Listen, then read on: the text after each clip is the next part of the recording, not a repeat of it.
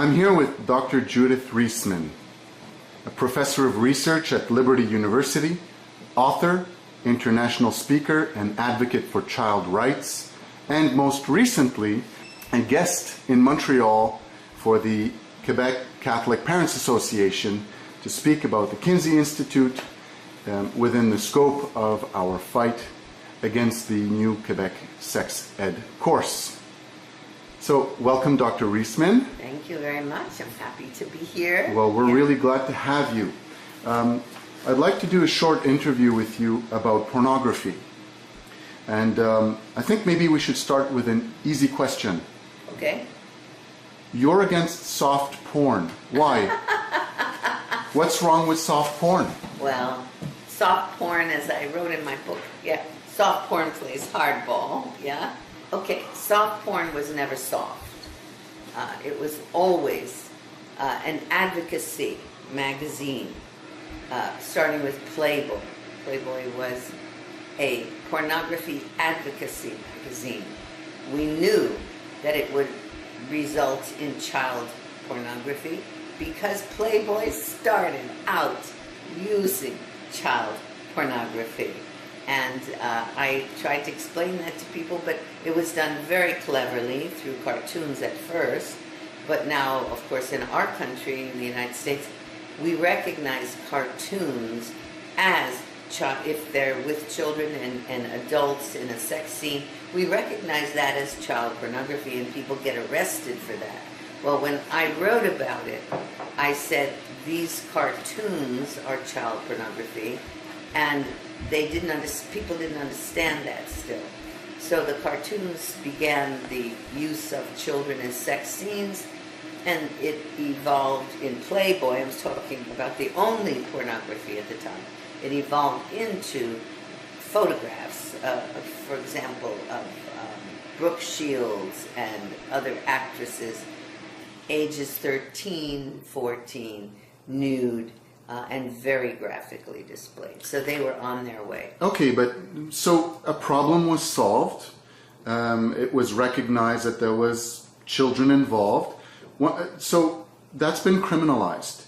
So why shouldn't soft porn be allowed if there are no children involved? Shouldn't adults who consent to either be photographed or purchase this material, shouldn't they be allowed to do what they want? No, unfortunately, I do not think that they should. Most of as a matter of fact, we could say just about all the young women, let's just talk about the women at this point, although it applies, I'm sure, to males too. Most young women who enter the, quote, porn industry have entered in the past through drugs, through early sex abuse, So they have gone into this industry hoping that it will give them a leg up somehow.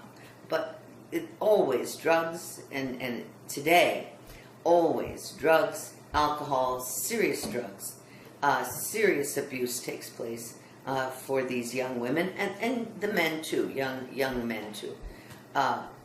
When they're working in the industry, you're talking about 3, 4, 5 men on a female, on a young, impressionable female, because they don't last long, so they have to be young.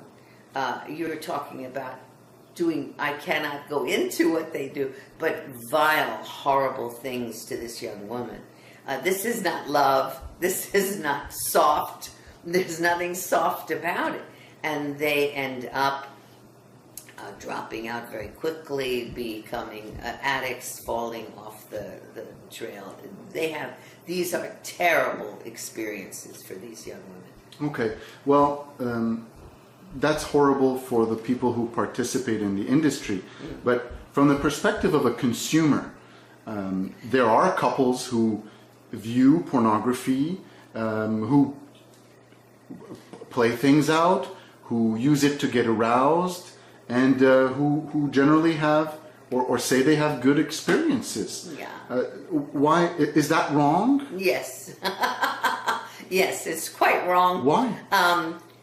Because the male and the female, of course, are meant to find love with each other, to find joy with each other, to find intimacy with each other. The use of these other human beings as stimulants. We used to understand that that was voyeurism. We used to understand that those who portray these things are exhibitionists. This is mental. This is a mental problem. These are psychologically damaged people. These are psychologically damaged people that you as a consumer use. You don't use human beings that way without you yourself paying a severe price. I will tell you a story. A psychiatrist I knew I went out to lunch with him one time, and he said to me, he said, Judy, he said, what do you have against pornography? He said, in my practice, and this is common in this practice of psychology, psychiatric practice, sexology certainly. He says, in my practice, we use pornography.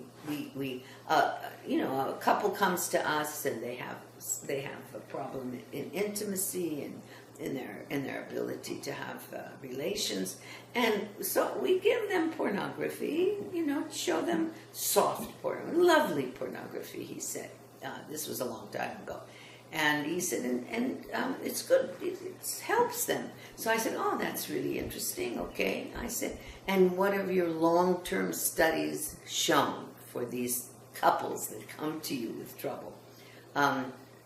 I said, have you followed them to see if they end up getting divorced, to see if one of them ends up being an offender against somebody? Have you studied them to see if their relationships are good relationships in subsequent years? Because that's what science is all about. It's over time. Let's look at this over time.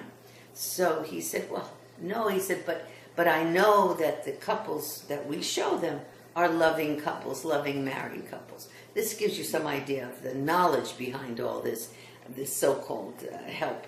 And I say, well, how do you know they're loving married couples? And he said, well, maybe I don't know that they're married, but they're loving. And I say, well, okay.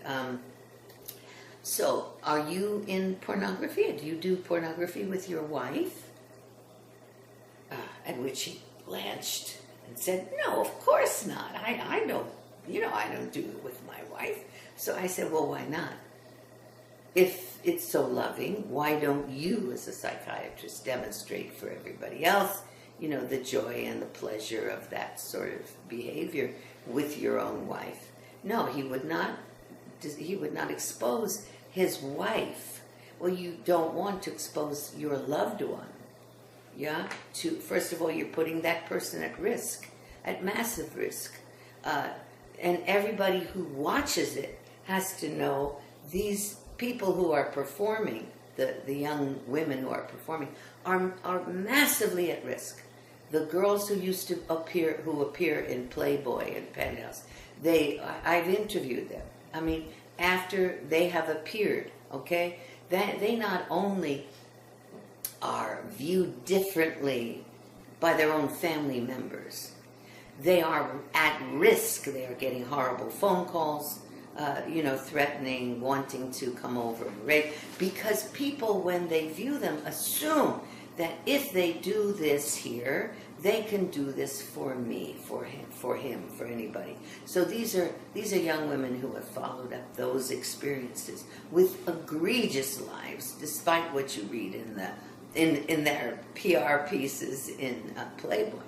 Egregious lives where they've been threatened with every kind of rape, and they have experienced every kind of So harm. what motivates, because there is a whole movement of amateur porn, Yeah. and YouPorn or whatever it is, and you can videotape yourself with your partner and upload it. What motivates people to do this? Well, generally speaking, we have created a very mentally disturbed society. Grandpa and Grandma did not nearly have the kind of problems we have. Yeah, so we've created a psychologically impaired society. The young women will do anything these days to get the love. Look, that's a natural thing. Women will try to gain the love of a man, and they will pretty much go anywhere, do anything at this point to what we call nest, to get somebody who will love them. Yeah? So they engage in all kinds of behavior. And once you begin, the addiction starts, because the adrenaline is pumping, your psychological impairment is such that you become addicted to this behavior. So there are people who do this for quite some while. In the old days, we used to know that was mental impairment, that was what we would call mental illness. Yeah, mental illness. And for that, people used to seek help. And the loss of God, the loss of tradition, the loss of any kind of stability moves people into this direction. It's tragic, and the main thing is everybody out there is looking for love. You mentioned addiction. We were talking within the scope of exhibitionism and putting this stuff up on the internet, but do you believe that it's possible to get addicted to pornography as a consumer? Oh, do I believe it? Oh, because of course. I mean, that's been so thoroughly established. You go on the web and look for the numerous studies. Your brain on porn is one of the studies. I mean, everything that we know now. The mirror neurons act so that you work on the human being in such a way that we imitate the behavior of others. There is not any question.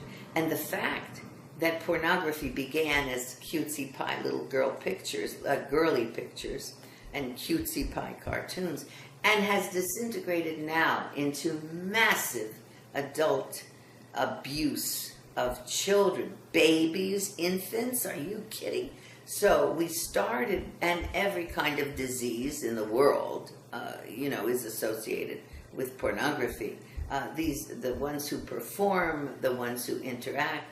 It used to be the swinging, all these pendulum things, where the human being is attempting to find intimacy, love, relation, to be a creative human being with another human being.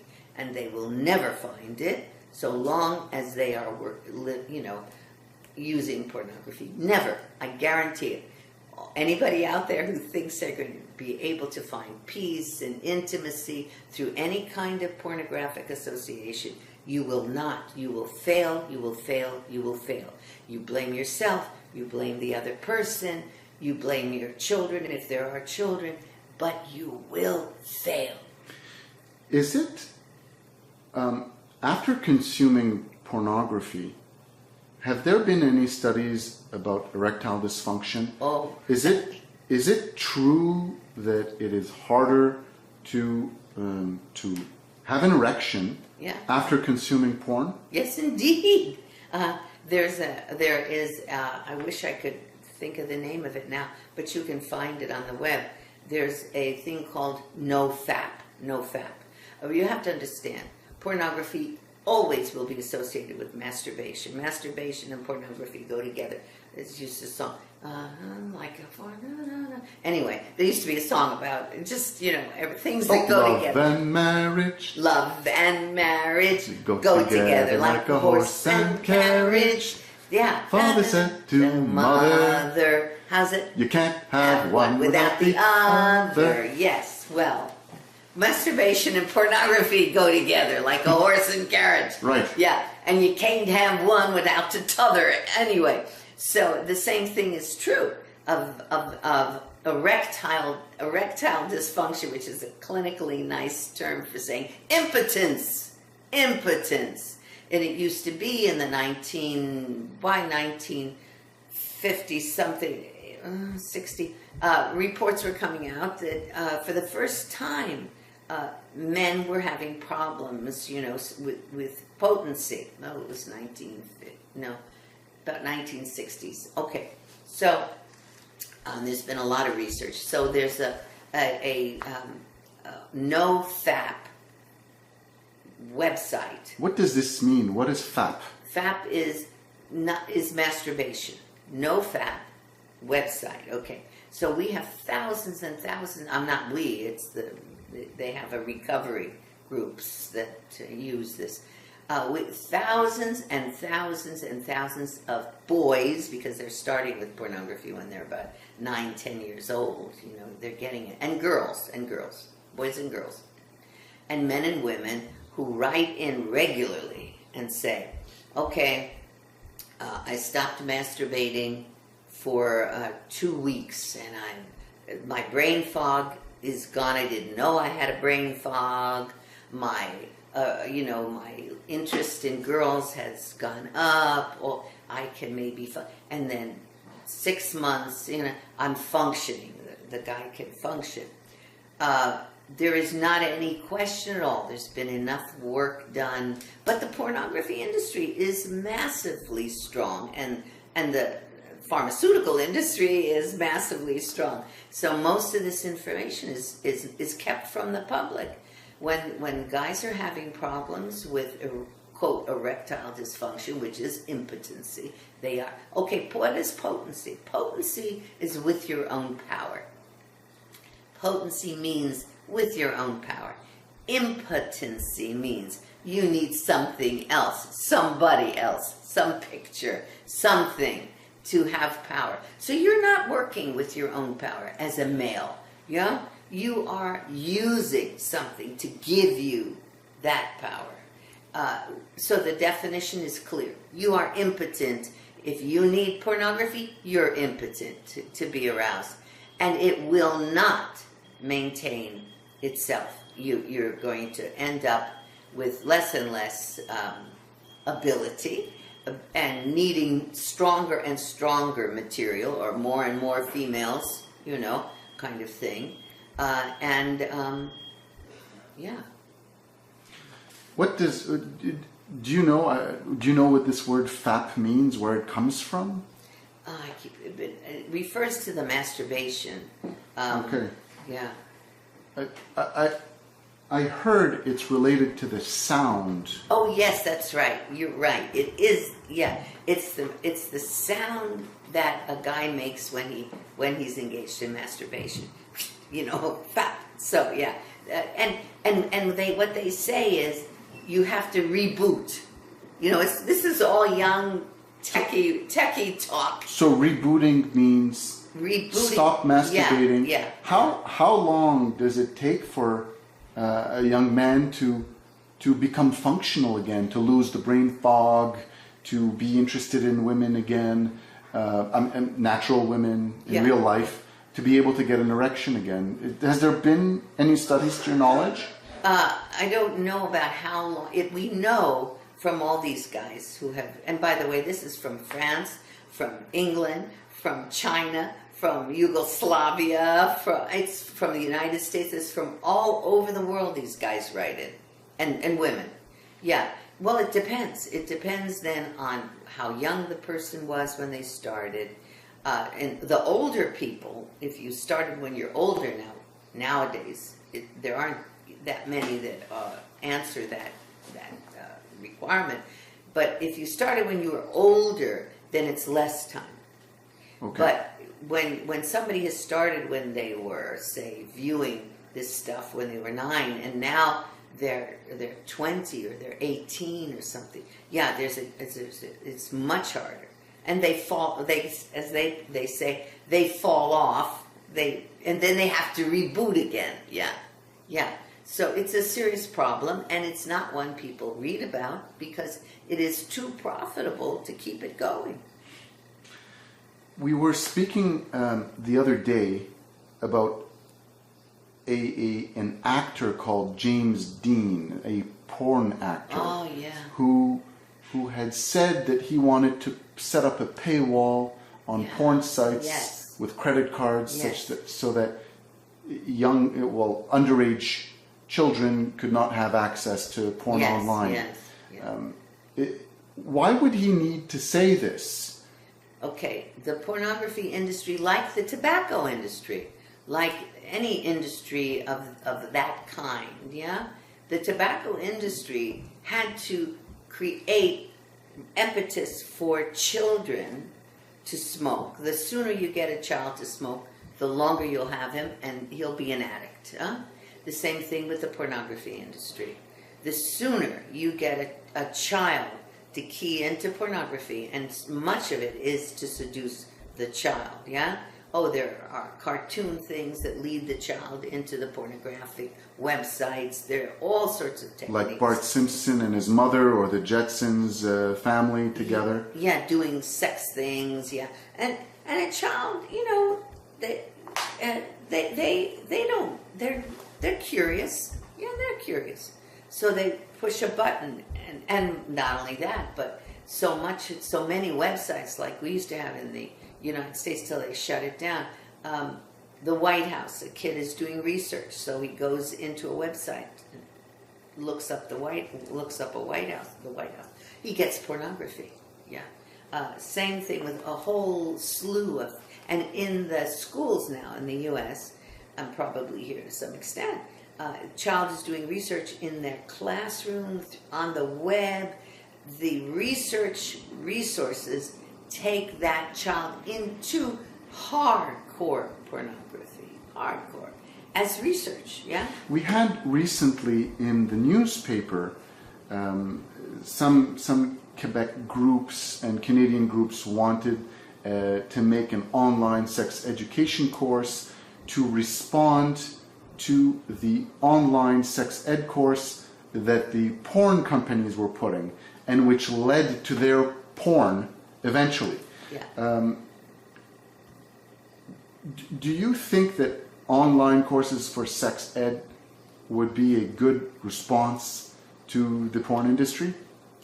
I think online courses that just tell kids how bad all this stuff is would be a good thing, but they have nothing to do with showing anything. I mean, lectures for children that say the pornography industry, like the tobacco industry, recruits you, wants to take your life, yeah, would be good for children to know, I suppose. But the main thing is any kind of, quote, sex education belongs with mommy and daddy. And mommy and daddy need to be cleaned up too.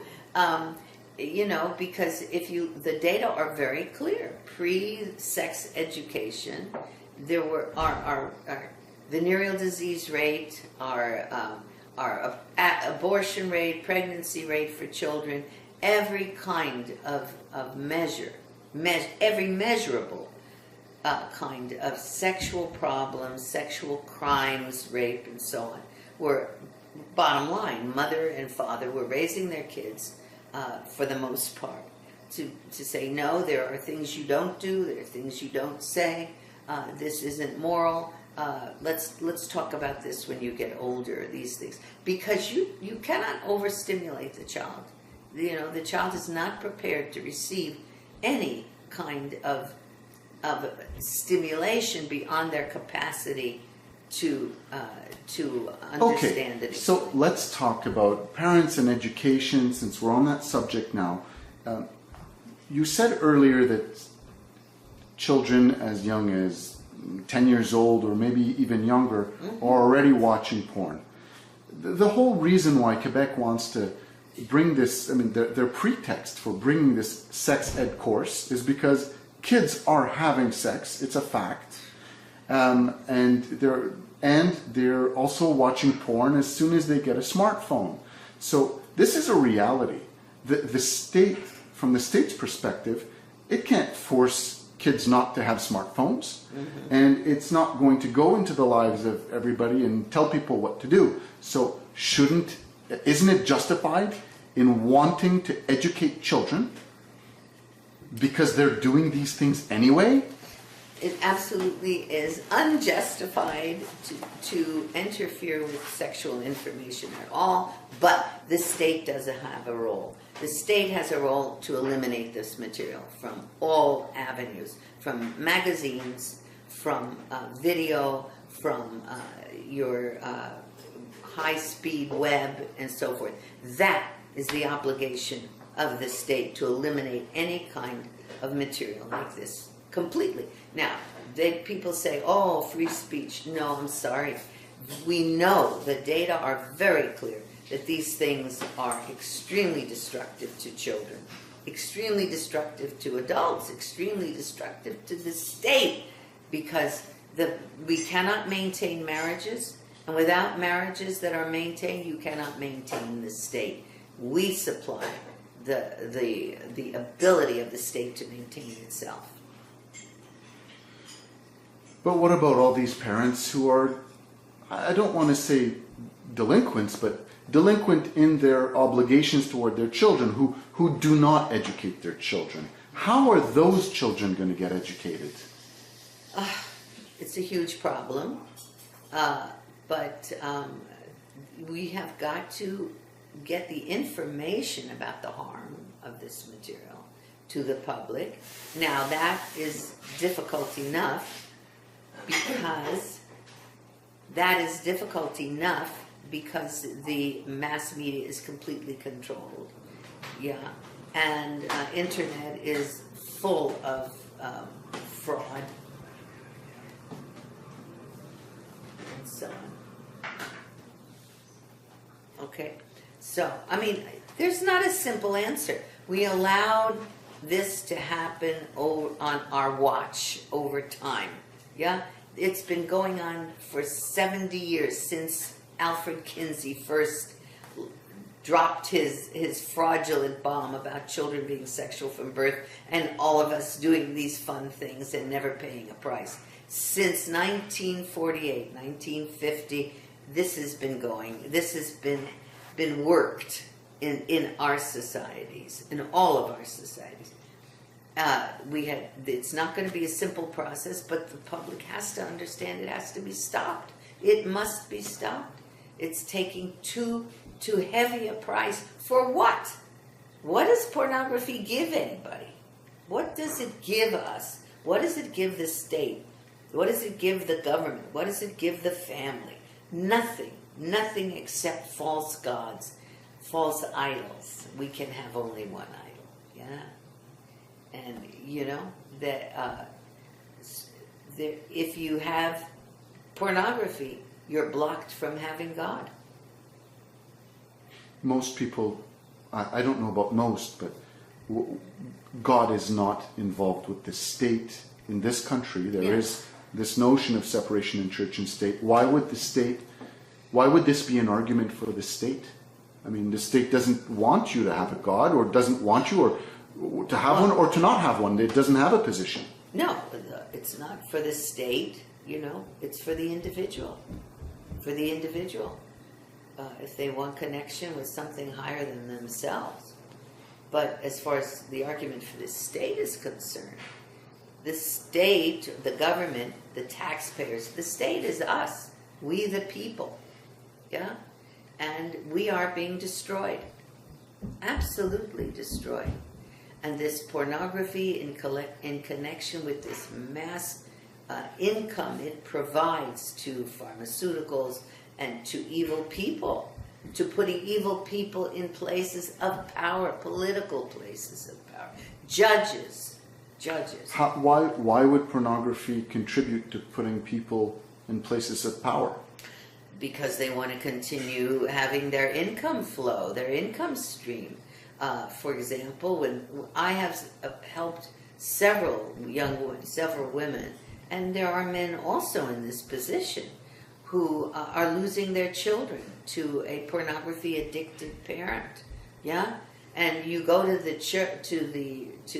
judge, and if the judge is himself pornography-addicted or paid by the pornographer, they will rule in favor of the offender. They will not rule for the mother or the father who's trying to protect their child. Mm-hmm. That has consistently been a problem, and we're dealing right now in the United States. When I go back, there's a major congressional investigation of children who are awarded custody. The government, the judge has awarded custody of that child to an offender, a recognized sex offender, who rapes that child. That means, So you're handing your children over to rapists. Now they may be the father or the boyfriend or whoever it is, or even the mother.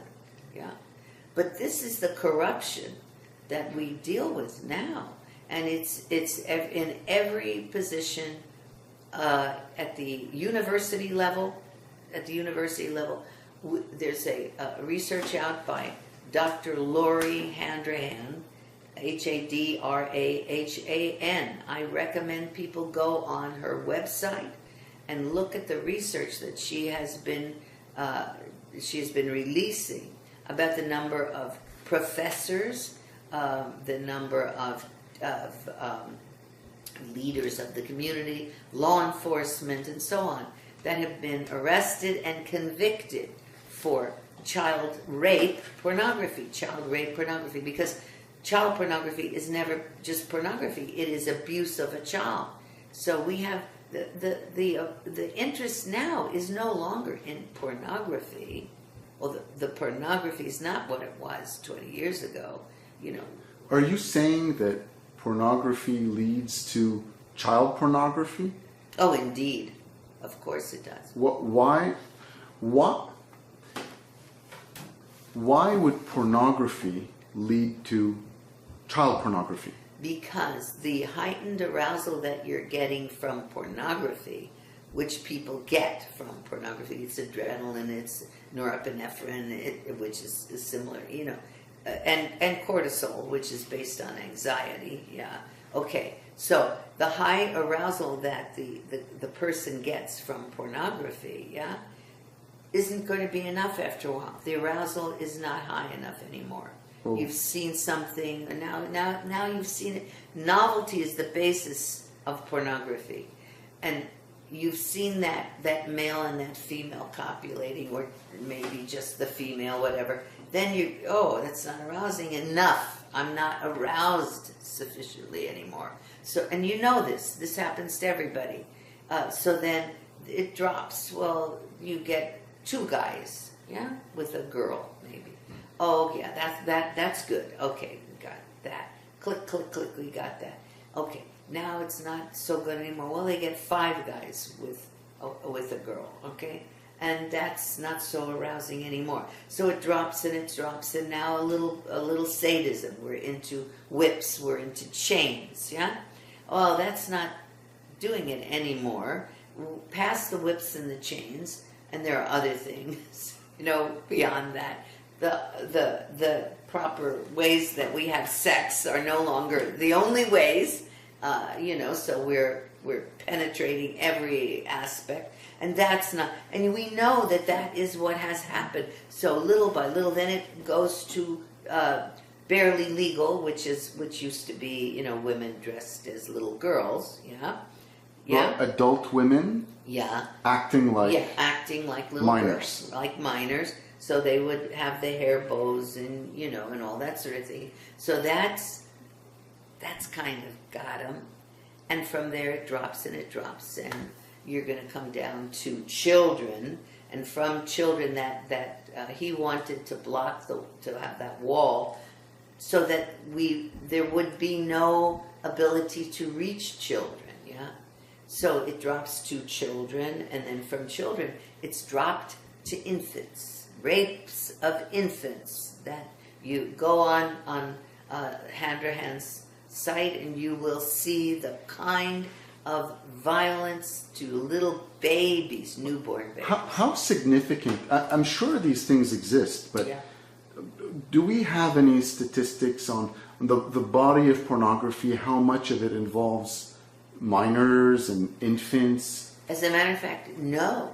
And that's very important, because when I did my research for the Department of Justice in 1983, 84, I was working on that issue, and I was tasked by the FBI and the Department of Justice to begin to do that collecting, because this didn't just start today. I mean, this was happening back with Playboy, for example, and when I said that my research found Playboy was promoting child sex abuse. It was promoting incest. It was doing child pornography. They denied it, and in the Netherlands they sued me, and I won in the Netherlands on child pornography in Playboy. Well, do we know, therefore? No, they stopped my research on that and didn't allow that to continue because there were threats of lawsuits and so on. That information is kept from the public. We cannot do that kind of research. Now, that's the reason that Handrahan's work has become very important. You must go and see exactly. I mean, your guy Ben Levin is on that list of professors. This is he was a high-ranking government official under the Minister of Education in Ontario. Yes. And he pleaded guilty to a number of counts of rape. Crimes of rapes on children. He had videos of children on his computer, and he's the one who put into place the sex ed course in Ontario, which was widely disputed and people didn't like it. But the values, the ideas of that sex ed curriculum are in your sex ed curriculum in Quebec. Here, yes, of course. Yeah, because it all stems from the same place. It doesn't stem from hard research. How would a man like Levin end up raping children, having child rape pornography in his he's the guy who lectured all over the world about sex, because the novelty that he received from first looking at something no longer worked. He wasn't sufficiently aroused, and then it dropped and it dropped and it dropped and it drops. It can, at this point, we are seeing infants, 1 month old infants, and they die from this. They die. This is pornography, nothing else but the exposure to pornography and the refusal of our media and our government to allow the research that would establish these facts. Let me ask you a question, because I never imagined that porn could go to pedophilia or pedocriminality. A regular guy, just a regular, normal guy, isn't corrupt, he doesn't... Just a normal guy watches porn. If he watches enough of it, I mean, you gave a roadmap towards pedophilia. Yeah. Can we expect somebody who watches enough porn to eventually get interested in this stuff? Yes, absolutely. Absolutely. And he won't know when it's happening. It will erode him, that normal, regular guy. Yeah? It will chip away at him, bit by bit, until eventually he finds himself there. Yeah, absolutely. Anybody disagree with me? We wait and see. It will get him. Yeah, because the material is there. Why is the material there? Why is child pornography there? Why does it exist? It did not exist 25 years ago. It exists today, in mass, because of the ability to reach out and to get that guy. And we know that's what it is. The other day we went on a little road trip. And we visited a building in Montreal. Do you want to tell us about this visit? Yes, sure. It was a nice, pleasant visit, driving along, the road, and there was this massive building, a completely innocuous, no signs, no anything, very modern building, a very techie building, and up at the top, just a light bulb, a big yellow light bulb, and it was Mind Geek, And you asked me, what is Mind Geek? Did I know what Mind Geek was? And I know, yeah, I think it's something that, deals with techie stuff, technological stuff, searches of some sort. And so we went into the building, and we were there for a short time because they escorted us out pretty rapidly. And it's the basis of this porn hub, which is what distributes all this garbage, I would say. Yeah, it's more than garbage. It's mind altering, brain changing, because the brain changes. We have to emphasize this. We know the human brain changes physically with all of its experiences. Yeah? So if the experiences are pornographic, your brain is changing with those visions, with those pictures, sounds. Yeah? It's just like a alcoholic must remove himself from any alcohol symbols, clicking of the glass or anything, or it can put him back into alcoholism. Well, with pornography, how do you remove yourself from those scenes? Everything you see in life is associated with it, so it's reinforcing the brain consistently. Anyway, so we went into this respectable-looking place, and they had charity that they give to Ronald McDonald charity. They sort of had running video there, and they all looked very innocuous, very. You could never tell it was a pornography company. Absolutely, you could never tell that this was the center of pornography distribution In the world. It's the biggest. They dominate the market. Mm-hmm, yeah. Now that's one thing that your government could do. They could say, what you're doing is not acceptable to us because we respect and preserve our children and our families. So move yourself out of our government. Move yourself out of here by such and such a time. Well, yeah. We did speak with people, although we were escorted out. Yes. We went to have lunch next door. Yeah. And we met some people. What do you want to react to? How did these people react, and what did they say? Yeah, there were, let's see, 6 guys, I think. There were 6 guys. Young guys. Young guys. They're, absolutely young guys. Techie guys, yeah.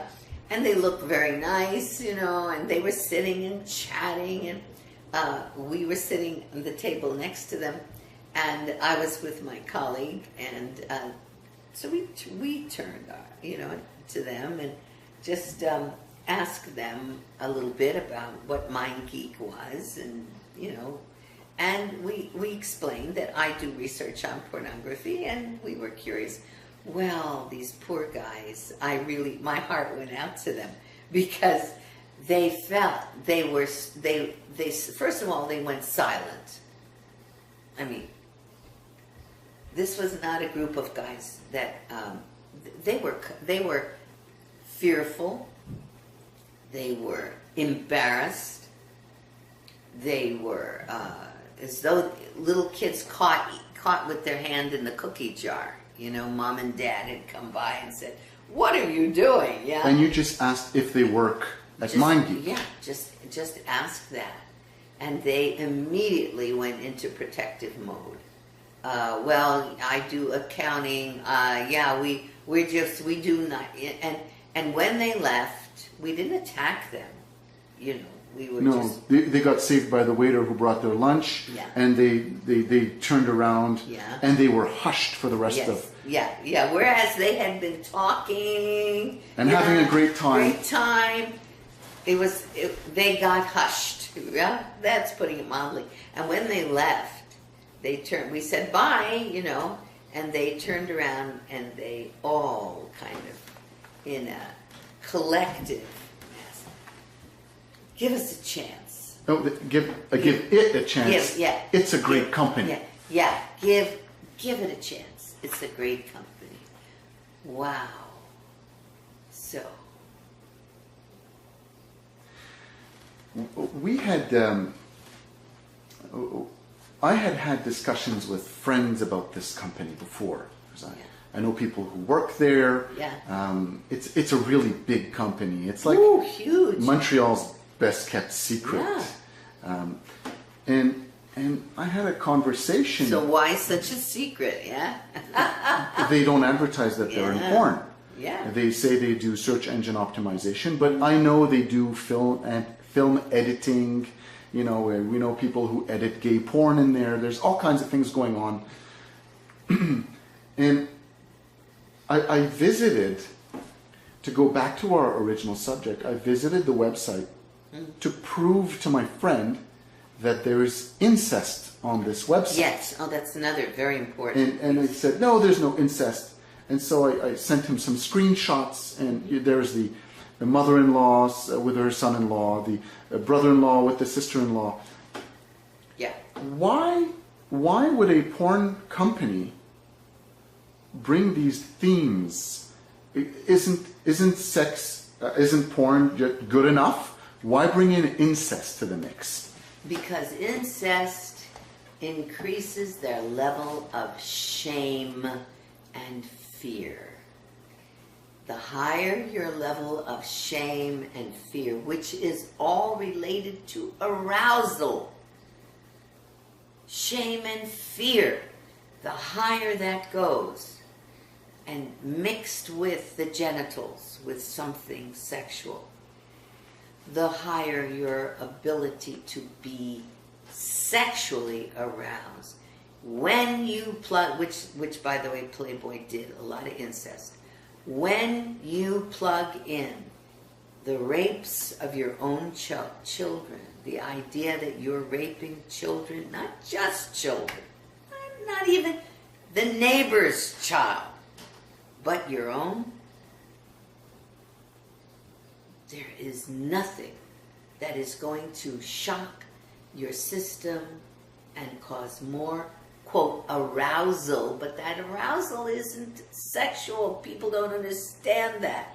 That arousal is fear and shame mixed with the genital high, and they assume I'm sexually aroused to having sex with my daughter or with my son, yeah? And that frightens people at first. At first that frightens them. But the fear gets transposed into sexual arousal. So why would fear give an erection? I've felt fear before. I haven't been aroused. What's the connection between fear and arousal? Because testosterone, flight or fight, okay? The high arousal that you have from one experience will transpose to the other very often. It's like what happens when a soldier, because I worked with a psychologist who told me about how that works.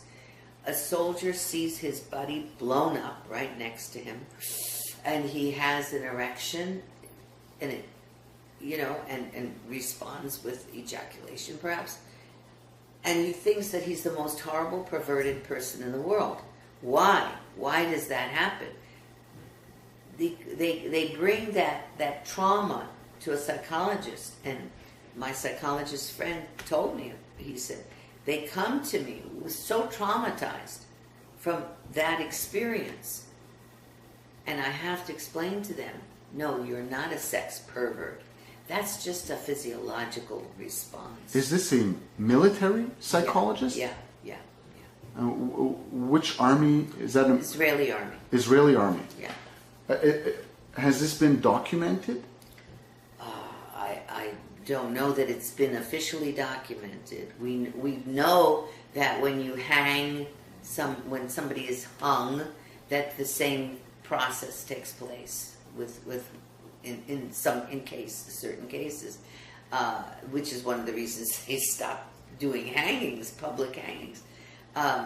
So it's a physiological response. Well, if you have that physiological response and you think that it's a sexual response, then that heightened arousal can be transposed to the child in the next room. I have interviewed so many victims who have been victims of incest, who tell me the magazine was in his hands, he brought the magazine into the bedroom, and he raped the daughter or the son. And you didn't need high-speed technology for that. You just needed the picture. I had one girl who said that on the closet door, he had a centerfold. He would open that closet door to the centerfold, rape her while he was looking. And it's in Playboy. Playboy has pictures of the centerfold laying across the body of the girl, and she's beautiful, young girl, but he's having sex with her through this centerfold. And she says, "Do you still love me, Henry?" Yeah, no. He's having sex with the centerfold. So, if that's a little baby in the next room, the arousal is much more intense because he knows that what he's doing is probably the most horrific thing he could ever do in the world. That's interesting. Yeah. What solutions do people have? What solution? Pornography is everywhere. It's at a lesser extent in advertisement. Oh, yeah. Oh, my gosh. Less graphically, but it's in a lot of advertisement. Oh, So it's in our ads. It's on everybody's smartphone. It's on the internet. Mm-hmm. Yeah. It's on everybody's Wi-Fi. What are we to do as a society? Whose role is it to stop this? Well, it should have been the role of academicians, and the government to hire academicians to do this research, basic research, to tell the public what I'm telling you, I had that role through our Department of Justice for a period of time, but the political backlash was such that what I found was never allowed to be publicized to the people. If we had known what was going on at that time, is it 1981, we would have been able to take care of it perhaps at that point. We've allowed it to grow like topsy. Till it's taken over everything. I have no answers for you. Well, now we have the internet. The information can get out. Yes, yeah. So watch my videos, and read my books. Go to the sites that give you information about this. Your Brain on Porn is one, and it will direct you to others. On my website, I direct you to other resources. And people have to become extremely aware. First of all, they have to become aware in their own homes. And if pornography is in your home, I absolutely tell you, throw it out if it's in paper form, if it's on the web, you've got to figure out what to do about that. I don't know, because it's everywhere. And they have the little pop-ups on the web where they, look at, and it's everywhere. Look at this lady, she's that, with that is all to bring you to the porn center. That is all to bring you into the porn hub, into Pornhub. All those are triggers to do that. And you have to understand, you as a normal human being, as a normal man, as a normal woman, look, our teachers, we have the research that was done on our teaching profession, 10%, 10% of our students, I forgot how that went, but anyway, the abuse that's going on in the schools is unbelievable, and women are doing the abusing as well as men. your female teachers are doing that. Oh, they're getting arrested. They get a lot of press when a female teacher has sex with a student. That gets worldwide coverage. Not as much as you'd think.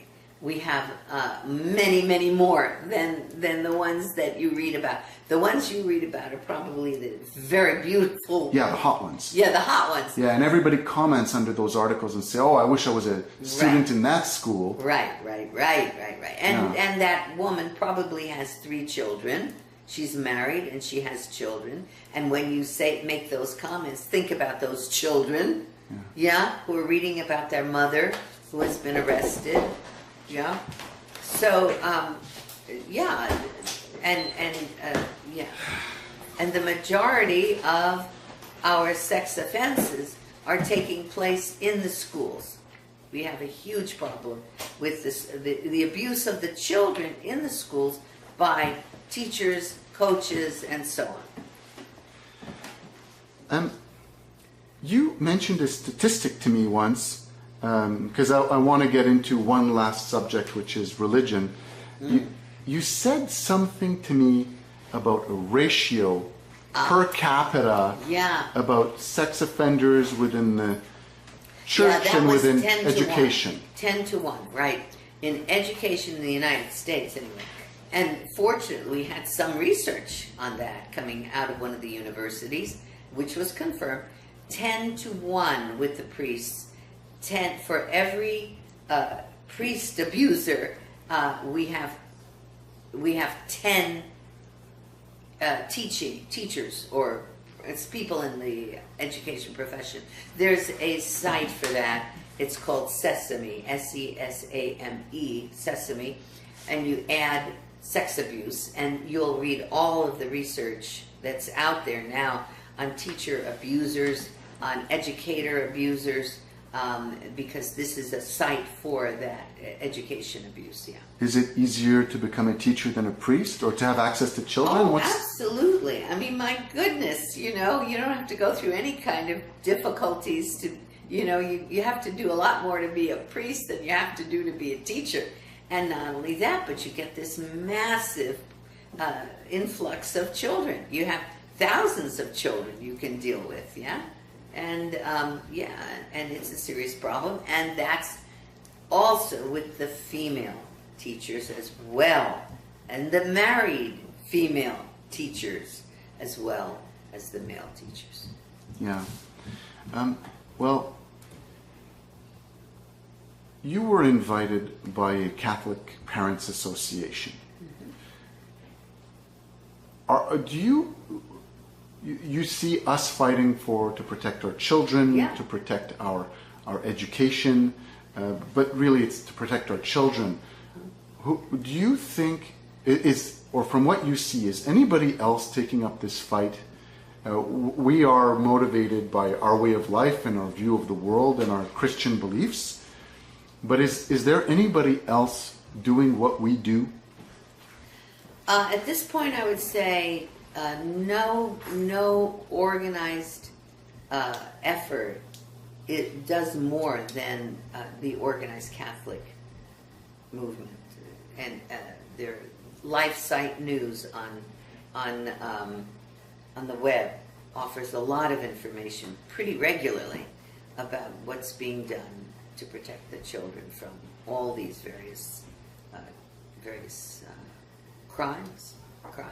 These are crimes against children. It's massive, people. It didn't just happen, but it's happening on our watch. On this note, thank you very much. You're welcome. Thank you for coming to Montreal. Thank you. Thank you for the body of your work. Yeah. The defense of children. Yeah. That's the most important thing. This is the greatest challenge of our civilization. Yeah, it is. There's no question about it. Thank you for inviting me. Loved having you here. Loved being here with Marion. Oh, that was a pleasure, of course. And my dear friend, Elisa Jordheim, who's done so much work in the area of trafficking of children. And I was very happy to meet her and to learn about her work. Thanks again.